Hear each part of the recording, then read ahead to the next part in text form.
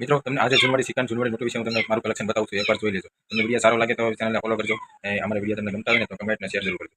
ચાલો હવે આપણે શરૂઆત કલેક્શન બતાવીશું. ચાલો મિત્રો, આજે આપણે સિક્કાની વિશે વાત કરવાનું ચાલુ કરીએ. આ કલેક્શન તમને અમારું સારું લાગ્યું હોય તો વિડીયોને લાઈક કરજો અને ચેનલને ફોલો કરી લેજો.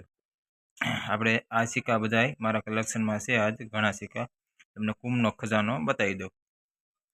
તમને એટલા બધા સિક્કા મેં ત્યાં જોયા નહીં હોય. જો આ કોઈ ભાઈઓને જોતા હોય તો કમેન્ટ કરજો અને વિડીયો શેર કરજો અને વિડીયોને જરૂર લાઈક કરજો. આપણે આ સિક્કા છે, જો આમાં 10 પૈસાના છે, રૂપિયાના છે. પછી હું તમને પહેલાં બતાવી દઉં બધા સિક્કા. આ 50 પૈસાના સિક્કા છે, આ 5 રૂપિયાના સિક્કા છે, આ 50 પૈસા છે, ટીનના આવે ને એ છે, ને આ 25 પૈસાની પાવલીઓ છે, લગભગ 500 લંગ છે. જો આ ડબ્બો વીરો આખો આમ 2 રૂપિયાના કોઈન ને એટલા છે. આ કલેક્શન તમને સારું લાગ્યું હોય તો તમને કેમ લાગે? આ બધા જ સિક્કા ખાલી આમાં એકેય સિક્કો રેર નથી ને આમાં રેર સિક્કો આવશે તો આપણે ખોલીશું. આ 1967ના 50 પૈસા છે. આ સિક્કામાં એક કિંમતી સિક્કો આવે એ આપણે એ સિક્કો આવે છે 1957નો ડાયમંડ મિન્ટ.